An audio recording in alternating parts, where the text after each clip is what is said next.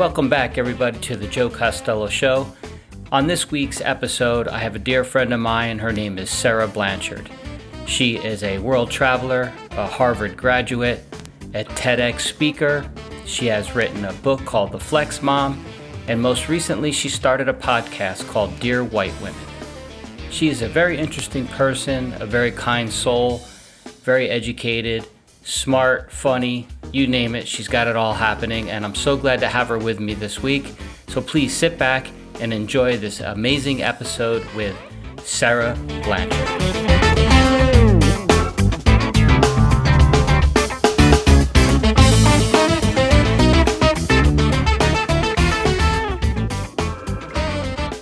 Alrighty, Sara Blanchard, finally we get to do this together. This is awesome. We're both in front of microphones. We're both wearing headphones. Like you said, before we came live, it's like we sure have come a long way.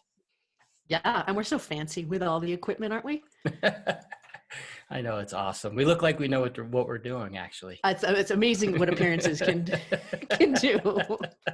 And you are coming from the freezing Denver area, and I am in sunny, warm Arizona, even though today is not, I guess, that warm, but it's still a lot nicer than what you're suffering through. It is all relative too. Yeah, yes. It is. It's the ups and downs of the temperature here are crazy. We were in 75 degrees and sunny, and I got a little bit of a sunburn on Saturday, and here we are a few days later in like a multi-day cold snap where snow is drifting down in the clouds. Well, so you and I have been friends for a really long time. We've both have done a lot of different things over the years that we've known each other. But I want to start at least giving the listeners, and if people are watching this on YouTube, eventually the viewers, an overview of where you came from. Starting, you can go back as far as you want, but I kind of want to do the early days super quickly to jump to, college, and then you lived overseas and all of that really cool stuff. So, and then we'll just go from there. All right. That sounds good. Grew up in a blissful, happy childhood, really, if I look back on it, suburbs of New York and all that good stuff, with a white dad and a Japanese mom. So a little different than perhaps the typical American experience. I had to go to Japanese Saturday school every Saturday of my childhood, but ended up going to Harvard as an undergrad, graduated, and moved to Tokyo. I really wanted to see what my mom's life was like. She's an immigrant.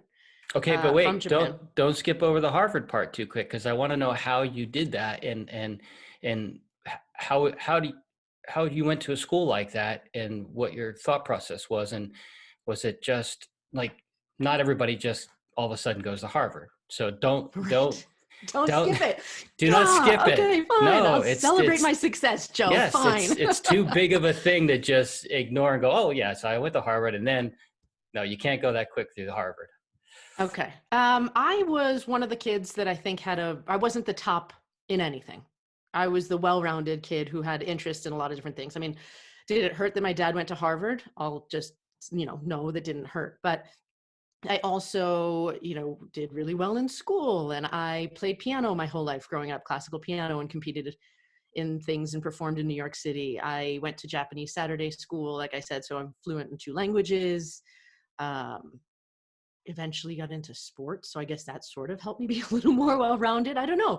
I think I worked hard, but I feel like I was lucky.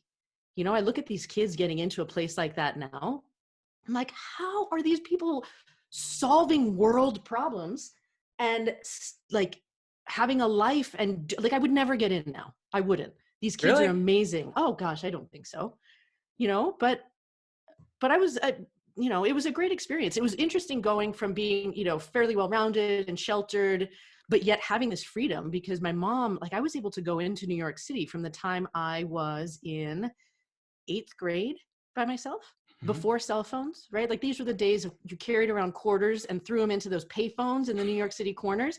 You rode the subway and like I had that freedom. They gave me that freedom. I had earned that freedom. And so I feel like there was a bit of independence also that probably helped. But I showed up at Harvard and man, people are smart. Like I was blown away by the people who were there. Really cool places, you know, and there was a diversity. I mean, I did meet for the first time ever friends who had gone to boarding school. I didn't even know that was a thing, really. Like I didn't really Right, understand that right. kids were sent away Was from anybody their homes. named like Buffy or Biff or whatever those names are? No, but there were several, you know, the fourths of, you know, Right, of like right, the right, right. generational stuff. They were wearing Burberry coats Yep. freshman year, and you're like, wow, that's expensive, you know. We did grow up in New York or in the suburbs of New York, and so by like, you know, cross culture country standards, we probably were middle class, upper middle class, whatever. But my dad had lost his job for a little while, so we Hmm. went through economic hardship in the few years right before I left for school, and so I had come from this place of feeling like, oh my gosh, like we don't have much right now. And I'm looking at these people who have so much money and so much intelligence and worldliness. And I definitely was like, this is amazing. It was an amazing experience. And the Sure. opportunities that we had while we were there were incredible. And you're in these buildings that are old and I don't know, Yep. it was an institution and I Yep. got to be part of it. And I'm really, really grateful. Cool. Okay. Well, good. Now I feel much Now we better. can move Now, on. now we can move on. Okay. Thank you. Yeah. Then I really wanted to like experience my mom's culture. So, like I said, you know, I had to go to Japanese school, was forced to learn another language, which when I was a kid was really resentful of. And now I'm so grateful that my mom did that because I didn't do it with my own kids because it was so hard. And I have a new appreciation for how hard my mom worked to make sure we were bilingual. But I wanted to live in Japan. And yet I came out with so much college debt that I was like, I can't just go teach English in Japan. I need to have like a proper job. And so I got a job at Goldman Sachs. So a huge international banking firm. And I got an internship there during college. And then I got to go there. I got a job offer after that. So I moved to Japan after graduation. So, Um, when you were in Harvard, what were mhm. you studying? Was it finance or no? No, it was like Oh, the most okay. useless degree ever. East Asian Studies. Wow. I don't even It's know the what I have. Yeah, I have no idea I what don't that even would know be. what it really is in hindsight. I really wish I had studied psychology. And I kid you not, I stopped at the psychology table because from the time I was a young, like I've always been interested in psych, which will come full circle later in Sure. this conversation. But I literally looked at the table and the students who were there behind the table telling you about the thing kind of freaked me out. So I walked away from the table. Like that was why I didn't choose psych as my major. And I Right. chose East Asian studies ultimately, which in the end worked out well because I got to go to Japan through connections in the, you know, the language program and that sort of stuff that Right. told me about events, you know, the whole universe, trust the universe and just do what you do anyway. But so I wound up in Japan and I lived there for 4 years, living in Tokyo as one of the very few non-Japanese women who like basically white women ish. I mean, I'm mixed, but at that point I presented as white. And so there was very few of us who weren't strippers who worked in Tokyo at that time, Wow. like who were in finance. So you had the English teachers, but they didn't live in like the center of Tokyo because it's so expensive. Yep. And so I still know a handful of the women that I worked with there. And then, yeah, you were either a stripper or or a dancer, or you were in finance in the middle of the city. And I would So I did that think for 4 years. as a white woman over in Japan, and Japan is very much a male society, right? It's like, Hmm. it's really hard to be at an equal sort of level with your male counterparts out there, even when you were going to school. I mean, after school and after you went there. Yeah, but, you know, but to be fair, the organization I worked at was incredible. Like, yes, there was absolutely some hierarchy and stuff that Hmm. would be deemed inappropriate now, for sure, in this day and age. But I think I got away with it. Like, because I speak Japanese fluently, but I was perceived as a foreigner.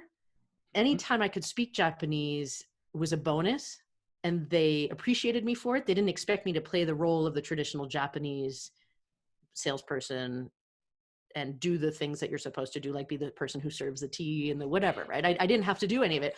Whereas literally I remember one of my friends at the time was also born and raised in the States, but she was biologically all Japanese. And she was also bilingual, but was expected to play that role. Got it. And so there was definitely an interesting learning curve about what it meant to be a foreigner in a high-powered place like that. But, the top management, it was a very flat hierarchy there. If you think about Goldman Sachs here, and even when I moved to New York, actually, to work in their offices for a little while, you'd have this like, be careful, their boss is coming, pretend you're doing work. Whereas there, you would hang out with everybody outside of work. The big bosses would come and sit in the chair next to you and ask you really, how are you doing?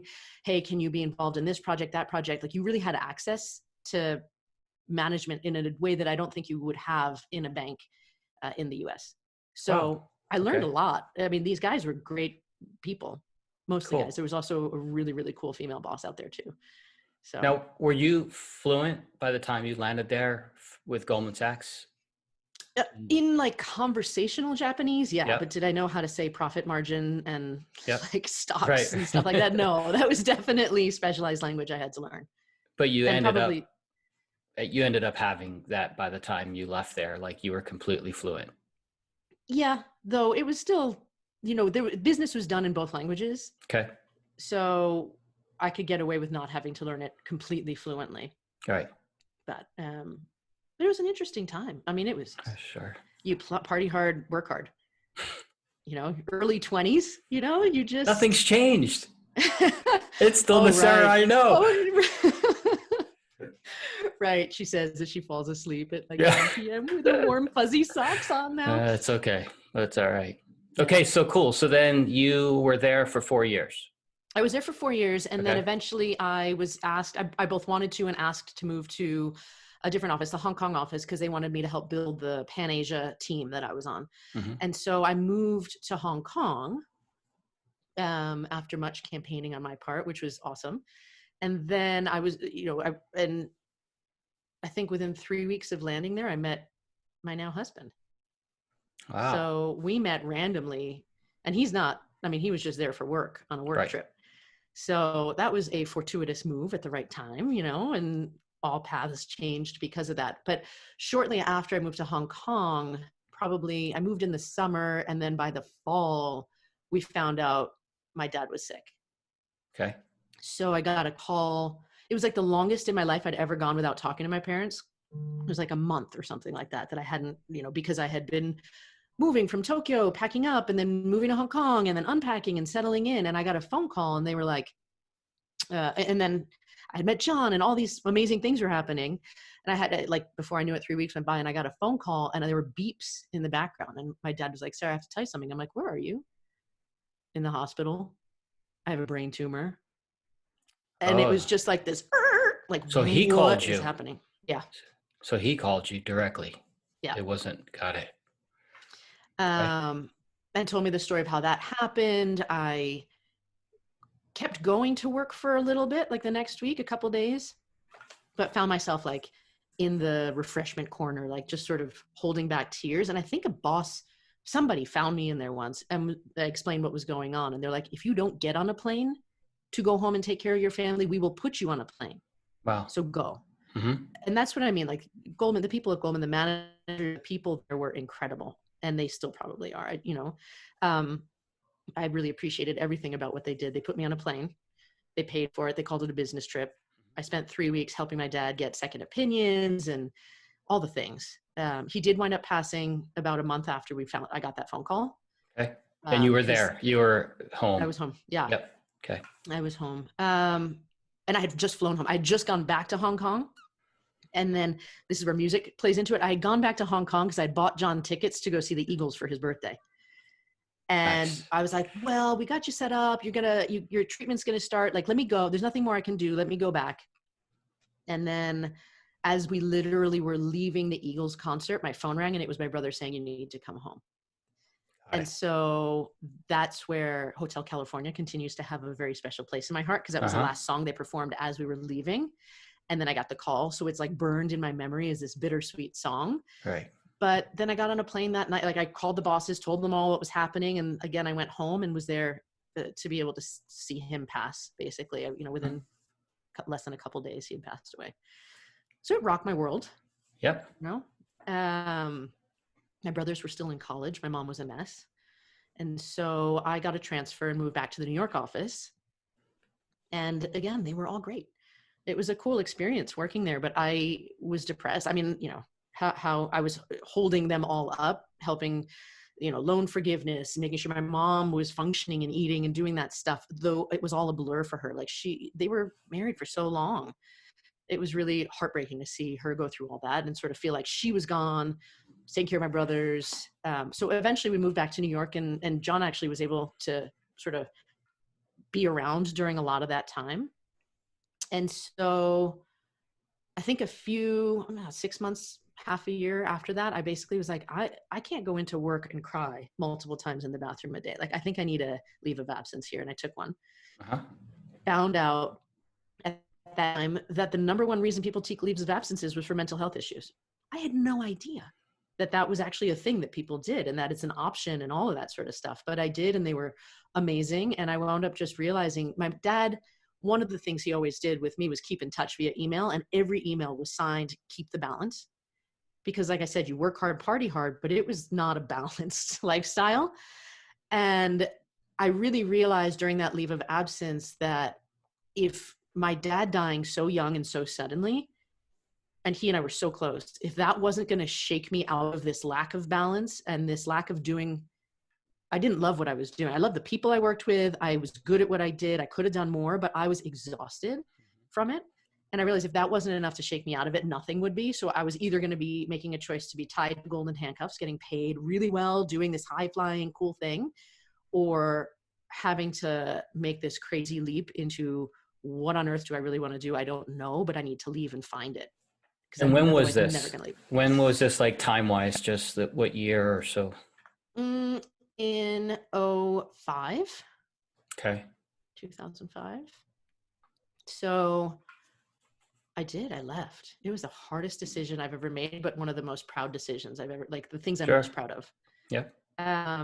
And I had enough savings that I could pay for it. Like, I made sure that I was like on my own. I had enough to save to like pay for everything for a year, which I was really grateful for that I had done that. Worked in a little coffee shop in Brooklyn, met all these people who did what they loved and made money. And I'm like, that's a world that exists. I didn't know that existed. I literally did not know, right? Like, when you're raised in this way of like Harvard, Goldman Sachs, like, that's success. That's what you're supposed to do. And I had no idea, because everyone says that's what you're supposed to do. There's no other way, or you're not successful and therefore you won't be happy.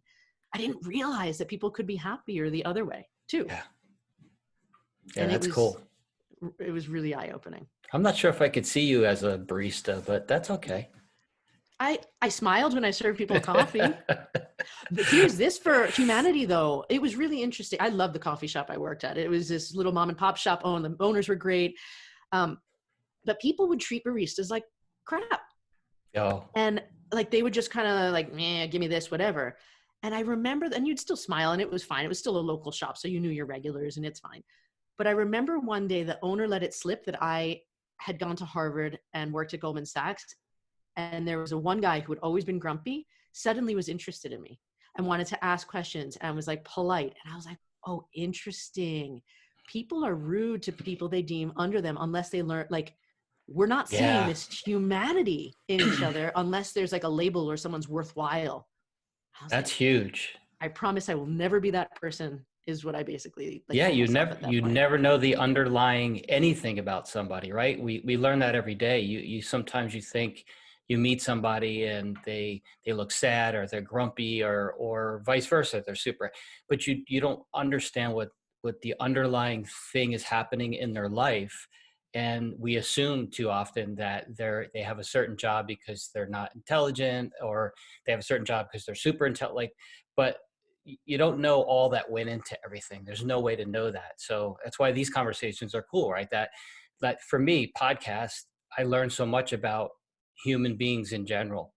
So this is a cool platform to do that, where you're having these candid conversations to find out how you got from point A to point B in your life, and what you've learned along the way. So, Cute. Yeah. I right? love podcasting, as you know. Yes, I So do. yes, I agree completely. All right. So you basically, where you lived was, I think, initially Long Island, right? And Hmm. then where in Japan In first? Tokyo, Tokyo, then Hong and then Kong, Hong Kong. then back to New York. Then Brooklyn. Brooklyn, right. Okay, cool. Um, and Did you then guys ever live in the city? nope. No, Brooklyn was as close as you got. Yeah, I mean, it was the easiest way to commute to downtown where my office was when I was still at Goldman. Yep, yep. And then we moved further away into like a more juicy, fun part of Brooklyn once we were not tied to that commute, Sure. which was super fun. Oh, Right. I loved it. It was fun. Yeah, and you get the best of both worlds. You can live there cheap enough, but still have all of the city as, at your fingertips. So, Totally. all right, cool. So let's go to, and I don't want to skip over anything super important, but like, you were kind of on this path when I met you, because just the chat, chew, and chocolate days, right? That was Oh like my this, gosh. Yeah. right? This was this networking thing that you started to do, and even though it was on a just neighborhood level of going to someone's house who's hosting it and sitting around and having these conversations, this is this is the path that it took you to now. But from that time, you've gotten into the next part of your life, which is you're trying to figure out what to do. So what was the first concrete thing that you did? Because I know you wrote a book, but I don't know if that's really the next thing. No, in between. So at that coffee shop, an old friend of mine had come in and was like, I really want to do this happiness project. Okay. And she's like, I know you're the person I'm supposed to talk to about this. And I'm like, yeah, I wish I knew the name of that guy who taught me happiness as an undergrad. But I was like, he's got this name that was pretty unique, and I really don't remember what it was. And my mom at that time said, you have to come with me to a yoga retreat. They seem like totally unrelated things. But my mom dragged me to this yoga retreat, and we walked in late to the first session, and it was a huge circle. And across the room was the dude whose name I couldn't remember, who had been my teacher as an undergraduate, like over 7 years before. And it was Tal Ben-Shahar, who is one of he's been my mentor ever since, because I ran into him there. I was like, what have you been doing? Oh my gosh, you're the guy I needed to talk to about happiness. And he's like, yeah, there's this whole field called positive psychology now. There's this thing called life coaching. My whole world was just like, oh, this is what I meant to do. Like, I mean, we did an aura reading and the lights were just shining. Like, it was just this crazy, like, I'm supposed to be here. And my mom said, this is why I literally told my friend she wasn't allowed to come with me, because I had to take you instead. And that to me was this cool example of just like things. First of all, the fact that he remembered me and I remembered him, I was like, that was a good relationship that I had as an undergrad then, right? Right. It speaks to him and his quality of character to be willing to sit down with me after that session and tell me all about these things and take this chance to like fill me in on this whole world that he's working on. And at that point, after that retreat, I got certified in life coaching. And so I did that for a few years and then had the kids. So, But yeah. right. So what does the life coaching process look like? Because I'm sure it varies from program to program, but what's the basic, when you say you got certified, what does somebody do to get that? I mean, I guess right now you could technically just hang out a shingle and be like, I'm a life coach. You don't need it. But there is a thing called the International Coaching Federation that has accredited programs throughout the country. And I went to IPEC. This was forever ago, but I went to IPEC, which basically was, if I'm remembering correctly, maybe it was like a 7 or 8 month program where you did weekly work. You showed up live for several long weekend intensives. And in the meanwhile, you did a lot of work in between remotely to catch up with this program. And by the end of that, you have all the skills that you need to properly represent this field of coaching. And so I did that. And then I contacted Tal again and I said, look, you told me about that happiness class you were doing. What can I do to get involved? Because it was the last time he was going to be able to teach it again at Harvard. And he was teaching the most popular course at Harvard at that time. Okay. Like it was positive psych, 1504, I think, if I'm remembering the number correctly. Wow. But it was like this happiness course. And it was, all these kids wanted it. The Harvard kids wanted this course on happiness. So it was the first of its kind. And I got to be a teaching fellow for that class. And that was when I got to meet some incredible other people in the field who are now also incredibly successful in the field. And so Sean Acor, who wrote the foreword for my book, Okay. was also he was a head teaching fellow for that class. And he's incredible with the work that he and his wife do now too. But yeah, so I got to live in a college dorm room as an adult again and go back and live there for a semester just after we were freshly married and like teach kids this class and be a teaching fellow. And I learn as I taught. So it was an incredible way to really be immersed in positive psych after I'd already been trained as a life coach for a while. And it was, a game-changing experience. I loved every minute of teaching and those students were awesome. So just to kind of, figure out how you literally went from being in this coffee shop to going to a yoga class to seeing this old professor of yours. And how did you figure out that doing something in regards to coaching and happiness, like did it just click instantly? Like, that's what I want to do. I just want to help people to live more fulfilled lives and be happier and whatever. Is that just click all of a sudden? It was definitely, yes. This is like, when you listen to your body and it's just every part of you is like buzzing with excitement. Like you're like, yes, I don't know how or why, but this is a yes. It was one of those moments. And I think it was twofold. One was that, like I said, that psych table as an undergrad freaked me out because the people stayed sitting behind it, but I was always interested in psych. The downside being, like, I didn't want to focus on the negative side of psychology, right? It's a very necessary field, but there is a lot that the responsibility that comes with it. There's a lot of negativity when you're talking about dysfunction and bringing it to function. And until that meeting, when I ran into him, I didn't know there was something that focused on the positive side of life. Like literally, I had no idea that there was a field out there like that.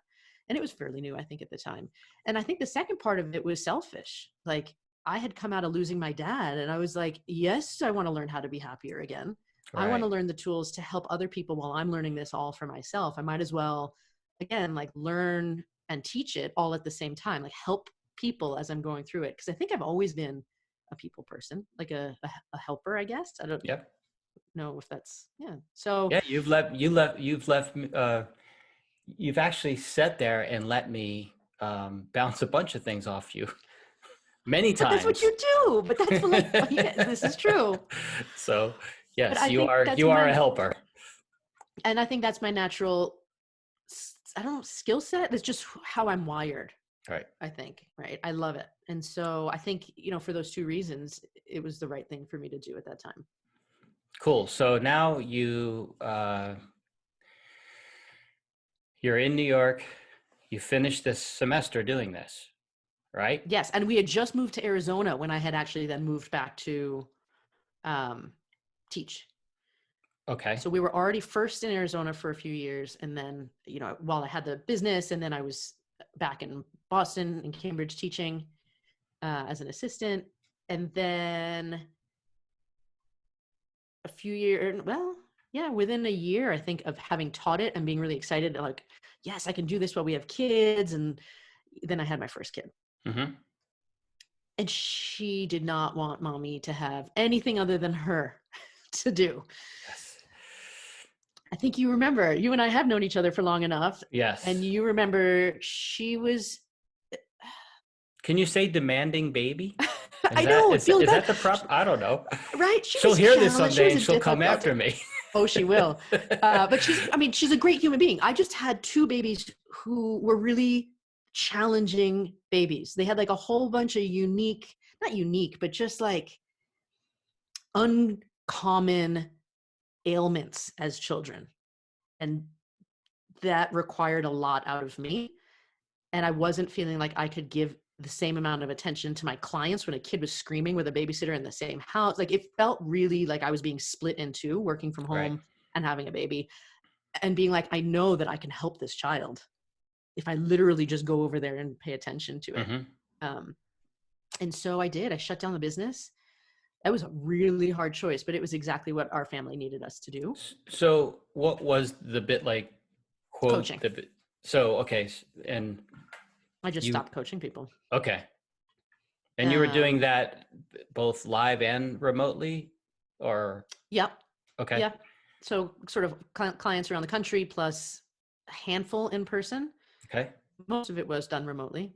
Okay. Um, All walks of life, all sorts of businesses, everything. Yeah, the one time I coached a guy, I had said I only wanted to work with women. It was what I related to and that sort of stuff. And the one time I opened that rule up and coached a guy, by the end of our coaching engagement, I gave him like the farewell, thanks for the blah, blah, blah. And he was like, okay, can we fuck now? And I was like, oh, nice. Okay. That's why I'm only going to go back to coaching women. That's right. Like, that's right. Because you obviously, when you're helping these people, you have to get somewhat intimate in their lives, dig into things that are either blocking them or holding them back in some way. And yeah, I can see that. That's kind of scary, but yeah. Now I really hope my children don't listen to this show, but you know. Okay.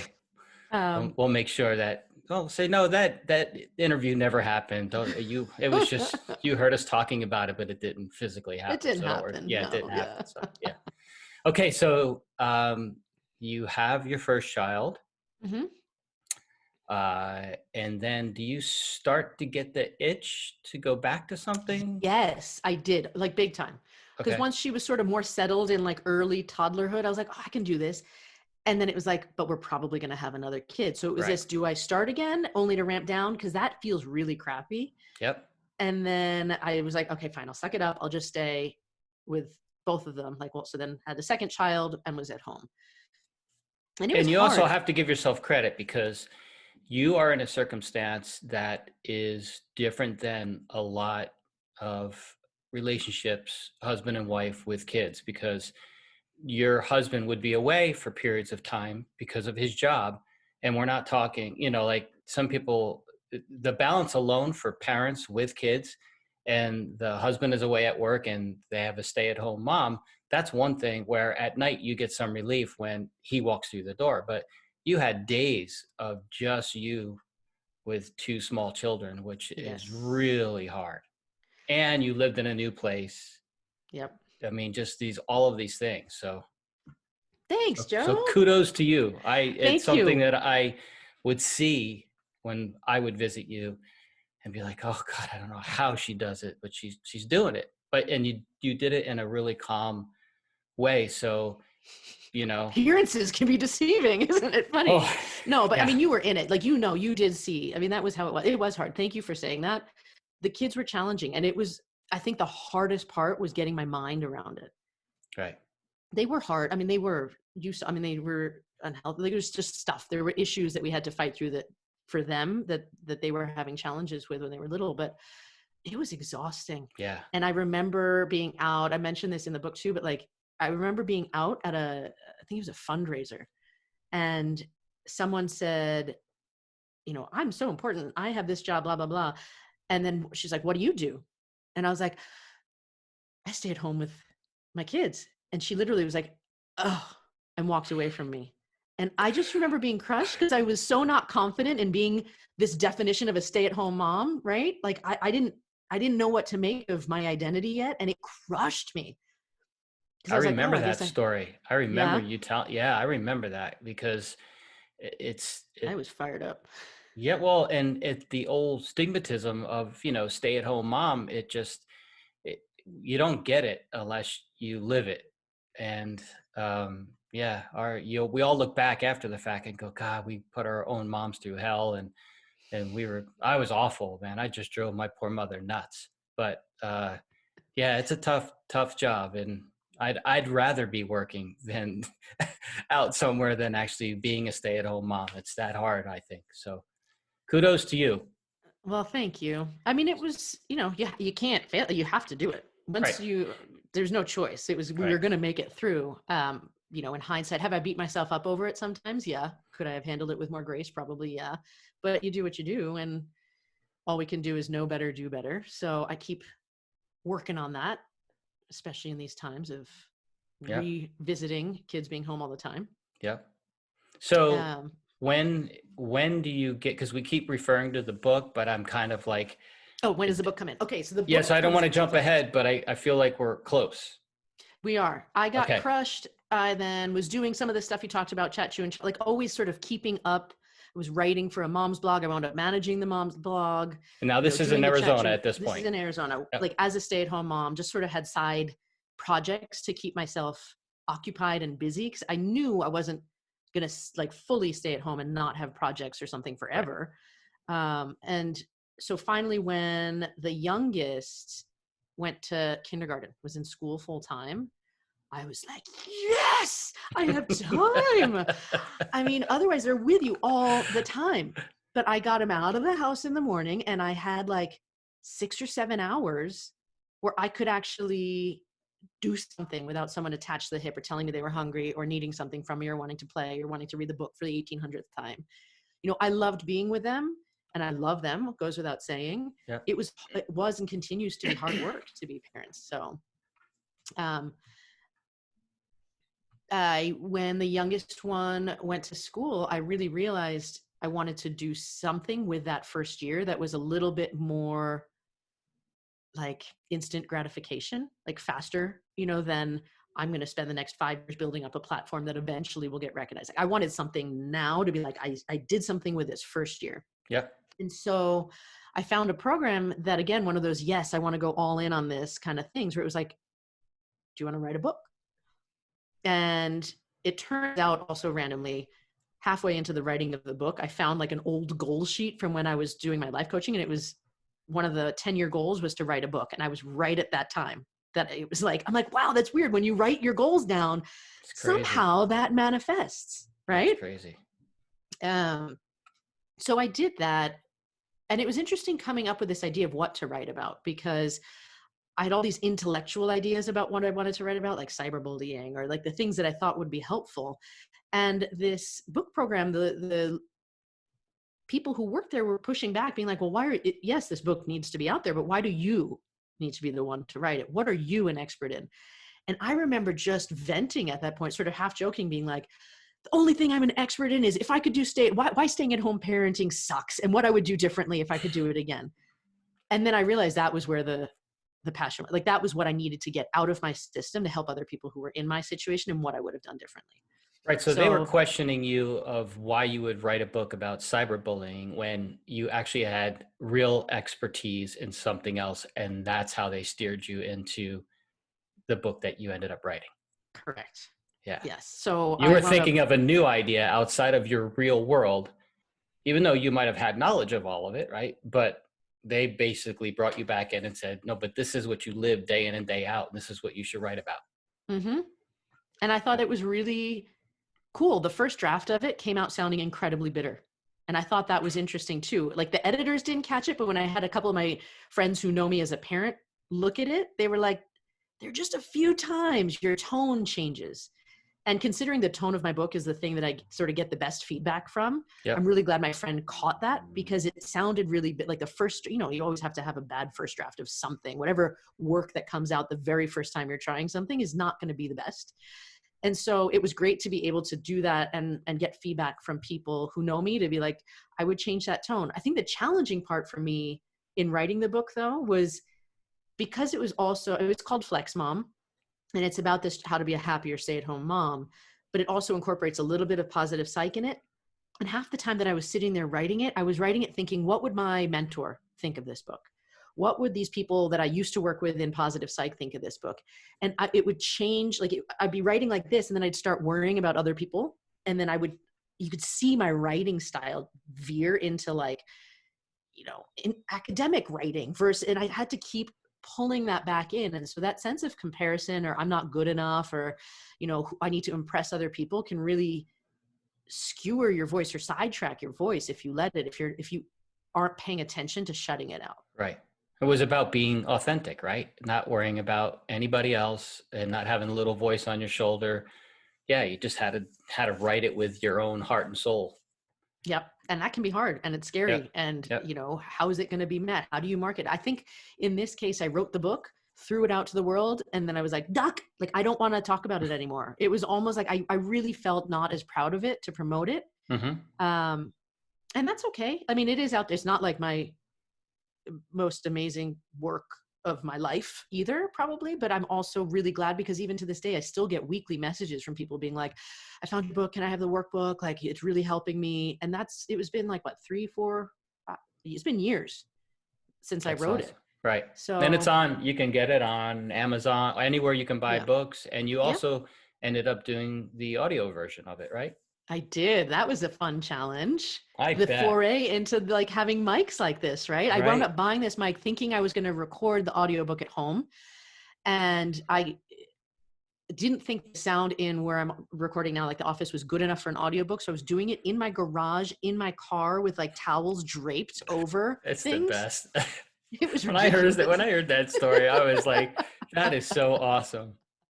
I'm going to get But to then, that point here because I actually have to kick everybody out every time I want to do a podcast recording. So eventually they're going to get tired of doing that. I'm going to have to find, I guess some people talk about doing it in their walk-in closet because acoustically it's, right, you know, well lined with material and all the things, right? right. I posted that photo because then my stomach was gurgling during the recording, that as I'm hunched over in the car doing it, and the mics are so sensitive, they pick everything up, and I'm like, now I have to take a break to wait for my stomach to stop gurgling. This is crazy. And I posted it on social media, and I had a client actually and a friend say, look, my husband's business has a free, like a sound booth that they're not using all the time. Would you like me to see if maybe you can get in there and record like in a professional sound booth? Right. And I did. So I switched gears. It was awesome figuring out how to, like, I did everything on that book myself, edited it, like recorded it. It was really a cool experience Yep. How for long the did it take you first time. to actually do the audio of it? It's been a while. I can't remember. I do remember it took as much time, if not more, to edit it than it did to read a whole Yeah. book out loud. Right. Probably in earnest, a week or two. That's not too bad. It wasn't too bad. I How many mean, pages is the book again? 100 and something. So it's a Okay. fairly short book. Right. Probably 3, 4. Gosh, I really don't remember how many hours of recording it is or any of that stuff. But I got into you can only read, oh my gosh, out loud for a certain period of time without your voice sounding froggy and you being like fried from Right. standing up reading the thing. Right. So I broke it into a few chunks, went back in for editing. They were awesome. I was so grateful that someone offered a spot and Sure. that they were willing to let me use it. And I think the sound quality came out pretty well. But so I had the mic and everything and led right into the next project after that. But yeah. So before we get to that though, so somewhere along the line here is the World Happiness Summit and the TEDx Right. Talk. We can't forget Right. either of those. So I don't know where they fall in the timeline of where we're at right now. So I did the audiobook. I, had sort of done some coaching in between and was keeping up a little bit more with that. And then I think at the end of that year, after my audiobook was done, I decided that I wanted to do a TEDx talk. And that was thanks to a prompt from Jamie Myers, Shine Life Design. Oh, cool. Yeah. She basically had this challenge where it was like, so I can't remember exactly how it was phrased, but something like, if you could, what in your wildest dream have you always said you wanted to do that you could actually do? And on a whim, I was like, I truly have always wanted to do a TEDx talk. And it sounded so crazy when I put it out there. And it was this 3-month goal. Like, it was within the next 3 months, let's figure out what that would look like or how to make it happen. And I kid you not, that last week of the 3-month chunk, I got like they gave me a slot for a TEDx talk at TEDx Wilmington. And so then I had the next few months to prepare the talk and deliver it. What was the amount of time for the talk? What did they give you? I had a 7 or 8 minute talk. Okay. And similar to when I was writing the book, I kept getting into my head. I'm a really good thinker and I'm also a really good feeler, but they fight with each other sometimes. Yeah. About what needs to be heard more. And I kept writing the initial draft from my brain. And again, another friend came in and she's a public speaker. I was like, come on, let me just hear the first draft. And she kind of poked and poked and poked. And then the last question was like, look, why do you really need to deliver this talk? Why is this important to you? And I started crying. And I was like, because I don't want my kids to feel like people don't see them because they're not being asked the right questions, that they're not having these conversations. And I was like, it's just important for the kids. And she goes, there it is. And so then I reframed the talk, and I felt like that I am so proud of. I felt like it was me in delivery, in like writing of it. I did it all myself. And I feel really proud that I finally, felt like after I gave up my career, when I started just staying at home with the kids, not just when I started staying at home with the kids, Yeah. I lost my voice a bit, a lot. And I felt like I am here, and you can, like, I was so proud of who I was, because that's me. That is who I am at my best. And I feel really good about that. And I felt like I delivered what I needed to deliver. And I guess when people ask who your speaking coach is after you finish delivering it and you're like, didn't have one, I was like, I guess that means it was good enough, right? Like, Yeah, you did great. You for your first talk on that sort of stage, you were so comfortable, and you could see, you felt the passion in the delivery. It was like completely there. so thanks. I felt Yeah, really like, oh, then I can do stuff. My brain is still in my yeah. body. I still have stuff to contribute to the world outside of the four walls of my home and raising these kids. Like, I can have a voice again. So that felt like freedom to me. That felt awesome. And then around that time, I can't remember if, I think that, so that was in the fall. That prior spring, I had attended the World Happiness Summit because Tal Ben Shahar and I had been in touch. We're sort of in touch once a year, or random catch-ups. And he had said, you really should come to this World Happiness Summit. So I'd gone. And then after that, I had said to them, look, because, you know, I've hosted all those conversations at Chat Chew and Chocolate. I was doing some of these, I was playing around again in Denver, doing some of these small events around town where I pulled people together. I said, look, hosting conversations is kind of my thing.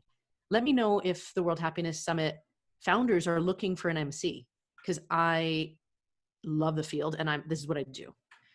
And I got the job.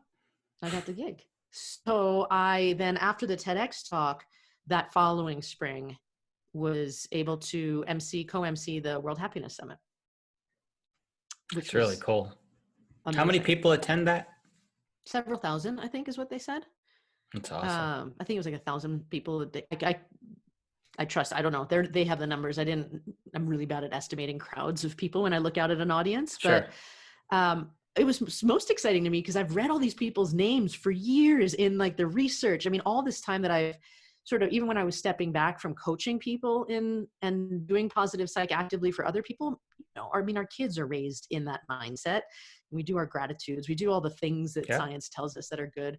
So I've read these people's research, seen their names, and I was like shaking their hand and meeting them. I was totally geeking out. Like, I was so excited to finally put like faces to these people's names. And it was such an honor. And they do an incredible job at the summit, you know, pulling it together and growing it. I think it's, you know, several years now that they've had it, and it continues to get better year after year.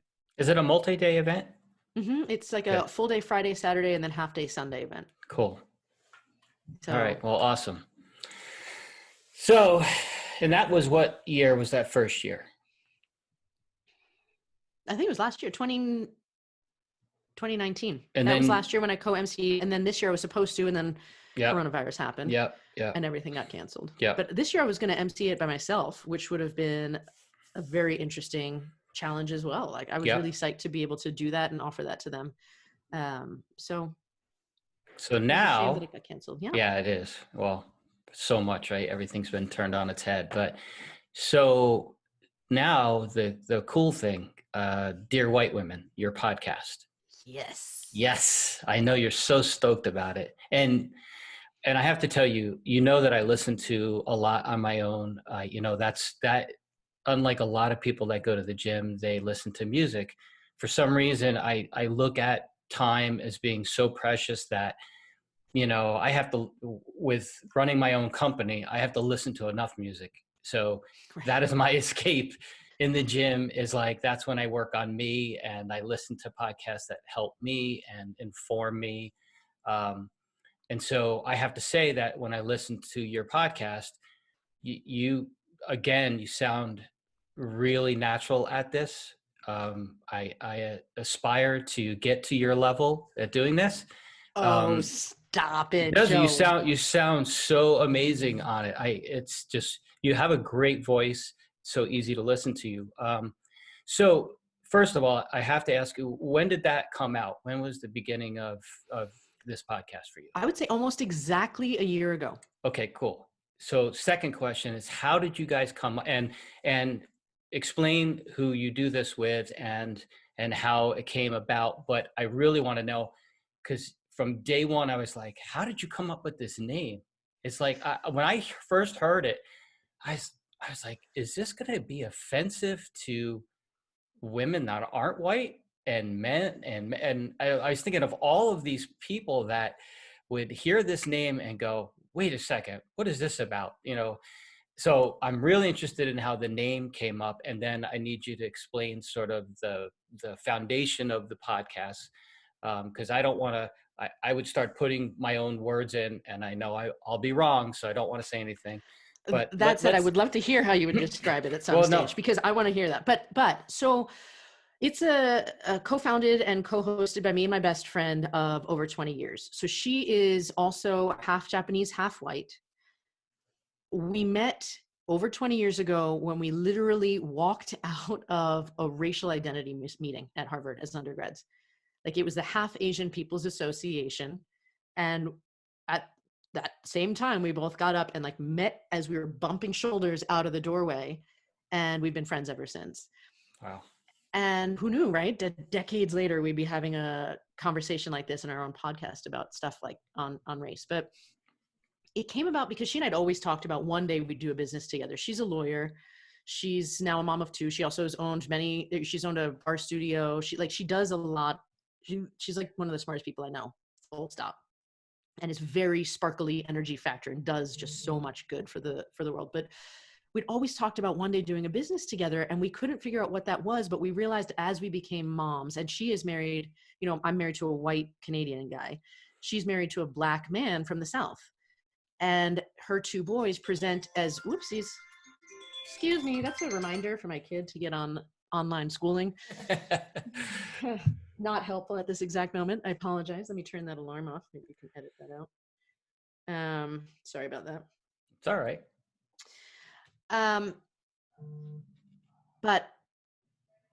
Okay, so, And by the way, one of my favorite white Canadian men alive. Yes, Your who makes incredible chicken wings. Yes. And is a really, really good guy. Yes. We started talking as friends and as moms about what it was like to raise kids.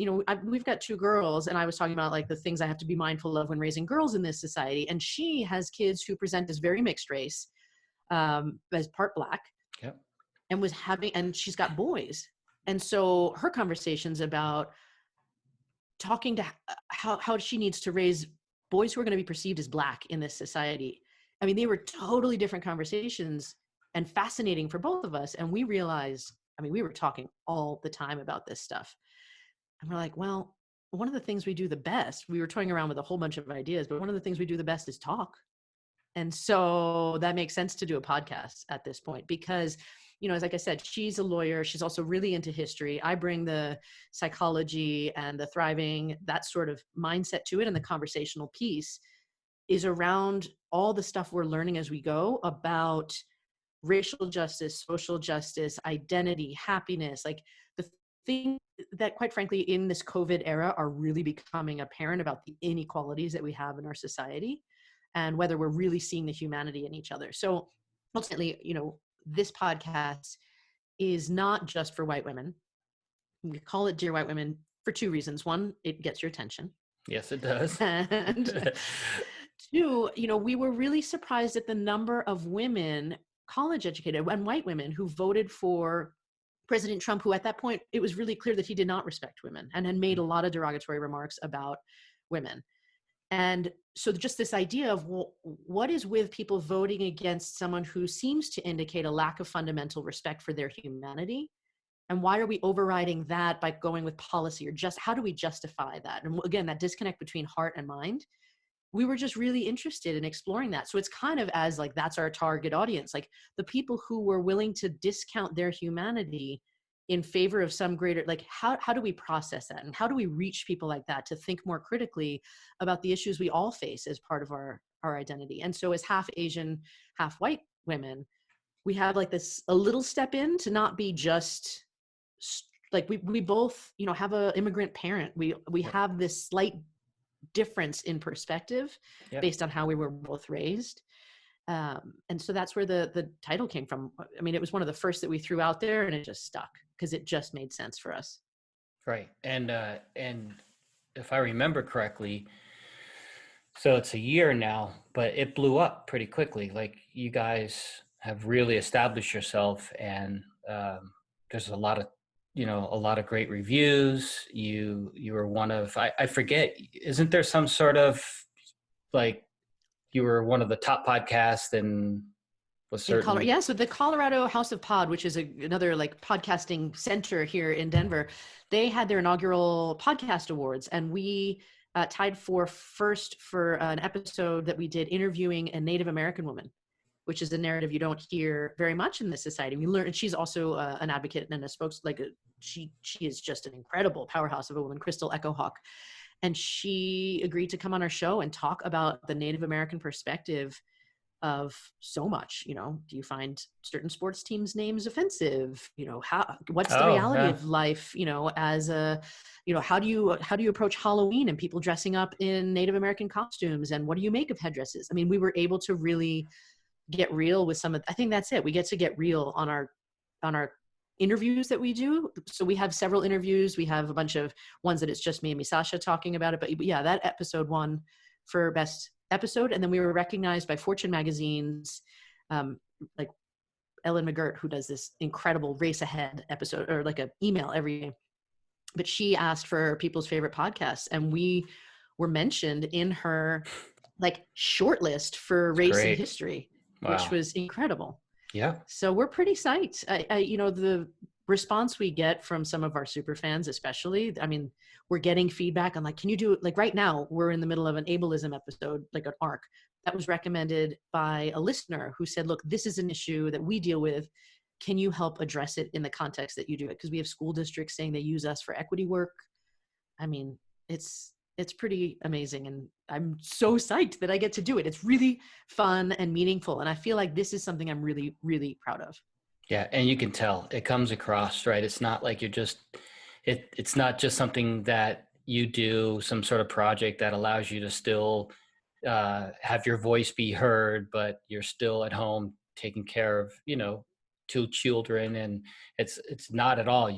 This is like, you know, I could tell when we sat down and talked about it, this fires you up. And it's nice that you're tackling something that you're passionate about, you're getting your voice out there, and the feedback coming. It's always nice to have that kind of feedback where it's just like, boom, you're on the charts and people are recognizing what you're doing. You know, it's really cool. Yeah. And you got me fired up to finally get off my ass and get going. You do your podcast, Joe.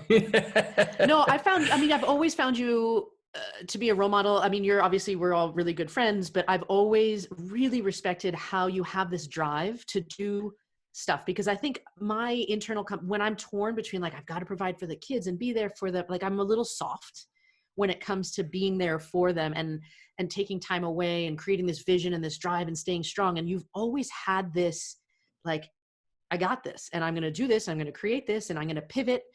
I mean, I think to me, I learned so much from just knowing you and seeing the work you do, that I love that now you're here with a podcast and you're doing these things that excite you, but that really inspire other people. Well, thank you. Yeah, it's, you know, this whole COVID-19 thing, I know has just devastated people and businesses, my own business, right? There's nothing coming in. But at the same time, this personally, I'm not speaking in general in any way, shape or form, has been a complete gift for me because I've been able to get all the business housekeeping things done that I need to be ready on the other side of this. Hmm. I've been finally able to do this pod. I think if I looked the other day when I started the website to eventually do this, it was in 2015. That's ridiculous that it took this long to do it. So everyone's going to have their own thoughts about what we're going through right now in April 2020. But for me, and like Joellen came up with this great phrase or this hashtag, embrace the pace. And for me, it's like I forget to use it when I post a bunch, like on Instagram, but it's I love this, and I'm a hustler. You know that. Like Yes. I go. But this pace right now is super cool for me, and I'm getting stuff done. But it's like it's being able to do stuff like this that makes me happy. That's awesome. I love that. Embrace the pace, Yeah. because, we've talked about, Joel and I have talked about like sacred pain, but embracing this right now. I mean, I was just telling John earlier today, I felt like I had this realization in the middle of the night. I woke up with like this moment of like, I think for so long I was trying to justify why I wasn't as much of a hustler or what, like, because I know I could do it if I had no other things pulling at my heartstrings and responsibility. Like, I mean, but the kids, they're small still, like they're still needing Oh a yeah. little, they're great, they're self-sufficient now and they're a great age, but they still need a lot of hands-on stuff and attention and playing and all this sort of stuff. And I think for so long I felt like I had to justify why I wasn't hustling as much. And now it's just like, well, forget, again, going back to like, let's forget everybody else's expectations. Like, I can finally just be like, it's because I want to do a dance party with my kids instead of making an extra Instagram post for people. Like, I need to be here. This is really my priority. And anything else I get to do is a bonus, except for, the podcast. I'm just fired up about doing. I love that program, and I will move mountains to make enough time to do at least enough to maintain, even if Yep. I'm not blowing it through everything and growing it at the moment, because the kids are home and they need me and it's okay. I don't have to justify Yeah. is this realization of just like, like you said, you built an incredible business between 2015 and 2020. It's not bad that you didn't do the podcast until right now. You grew a huge thing. Yeah. You are Joe Costello. Oh, well, I appreciate that. So what's next for Sarah Frederick? You said the wrong name. I did? You said Sarah Frederick. Oh, I'm supposed to say Sara Blanchard. Sorry. Do we It's all only, good. is that, you're It's my still, secret name. God, I didn't know that you were allowed to just be Sara Blanchard, but I guess No, that's it. I don't know. I don't know. It's all good. But yeah, no, what's next for Sara Blanchard? This podcast for sure. I can see this going indefinitely. We want to write a couple of books, like change a couple of like the medium with which we're delivering this message, because the purpose is to reach people and get them thinking a little differently or just thinking about themselves a little differently. And then I'm super stoked to be hosting in-person panel discussions. Locally, it's started already, but within the schools, um, having a panel of minority people who identify as minority, speaking to a panel of, or a room full of predominantly white people, white heterosexual people, like, and just being like, look, this is my experience. Maybe it would be helpful if you understood that and had a in-person conversation about it, because that might change how you, for example, teach kids who look like me, that sort of thing. And so I'm super excited to be bringing it into, like, taking it a step further and bringing it into real communities. And so there's already a few schools lined up for the fall. I'm looking forward to doing more of those as this platform continues to grow and restrictions lift Yep. from people being places. And so those are the two main things. And then, eventually my big pipe dream of writing a novel about my mom's history. So That's that's what on I the was going to agenda. ask you. I was wondering, is there another book besides, I There's guess an, you I think you just kind of went past saying, I mean, you mentioned it that you might do one with Misasha as yes. part of the Yep. podcast. As So part you of the guys will, podcast. okay. And then you eventually will do possibly your own again. Yeah. Well, and that is more of I've never written a book like that before. I've never done fiction. but it's like a historical fiction. My mom has this crazy story about her childhood and how she grew up. I know And it, Joellen was like, you should interview Sarah's mom. oh yeah, oh She yeah. she talked we talked about the story a little bit, and I was like, wow, that's really. It's But something, right? I'll let you. That should be yours for your novel, not for Right. me. But that's what I want to write. That story is so crazy town that I want to write that story and like dive into that. And I think it explains a little about who she is now Yeah. because of her history. And I would love to, again, like learn as I like write about it, and process it. So I'm really excited. That's my longer term project because that's just a personal thing that I want to get out there. It's, Cool. My voice is screaming to be heard about what my mom had to go through as a child in post-war Japan. So yeah, that's it. That's what I got. Well, awesome. You rock. So help me do this again. Where can they find you? You have a website, right? What's the website? So my personal website, sarablanchard.com, SaraBlanchard.com. Podcast, dearwhitewomen.com. And you can find our show anywhere you listen to podcasts. You can subscribe on Apple Podcasts. You can subscribe on Spotify, basically every main platform that you can find out there. Okay. What about any of the other social platforms? Social platform on Instagram and Facebook at Dear White Women Podcast. It was too long for Twitter, so we're DWW Podcast over there. And then for my personal stuff, Sara Blanchard Author on Instagram and Facebook. And I really personally, are you into Twitter? I can't. It just, for some reason, every once in a while I go, oh God, it's been like a week and I haven't posted anything up there. I get zero interaction up there. Yeah, it's not I don't enjoy it. I find it like stressful every time I see something. So I personally I do not have an active Twitter account. I can't do it. I just can't figure it out. I don't know, I don't know. It's not my thing. It's for the young people, hey? It's for the young people. All right. Well, you rock. I so appreciate you doing this, especially in the early stages of me getting my own podcast out there, that you would come on.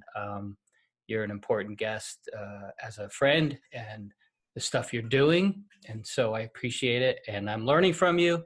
You sound great. The podcast is amazing. And thanks. You're awesome. I appreciate it. You are awesome. I'm really psyched that you're doing this. Thanks for letting me be part of it. Thank you.